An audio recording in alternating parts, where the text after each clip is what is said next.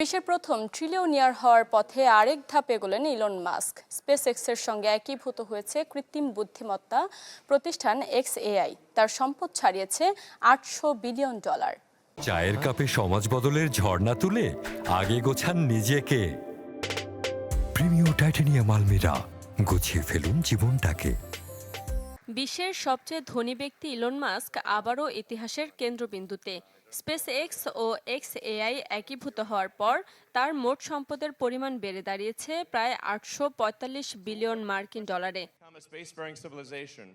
সিএনবিসির পর্যালোচনা বলছে, space x এবং XAI একীভূত হয়ে নতুন প্রতিষ্ঠানের মূল্য ঠেকেছে $1.25 ট্রিলিয়ন।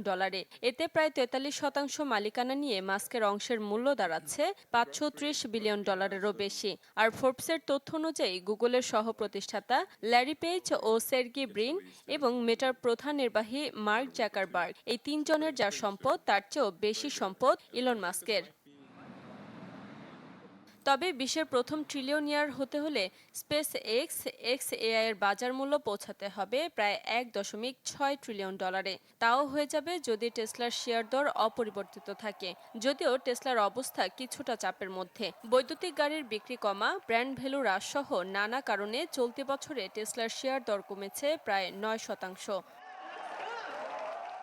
এর মধ্যে XAI এর গ্রোক ইমেজ জেনারেটর নিয়ে শিশু ও নারীদের বিরুদ্ধে ডিপফেক অশ্লীল ছবি তৈরির অভিযোগে ইউরোপ, এশিয়া, অস্ট্রেলিয়া ও যুক্তরাষ্ট্রে তদন্ত শুরু হয়েছে। সব মিলিয়ে গাড়ির চেয়ে রকেট আর কৃত্রিম বুদ্ধিমত্তাই ইলন মাস্ককে বিশ্বের প্রথম ট্রিলিয়নিয়ার বানাতে পারে, এমনটাই বলছেন বিশ্লেষকরা। শারমিন মাহমুদ, চ্যানেল 24।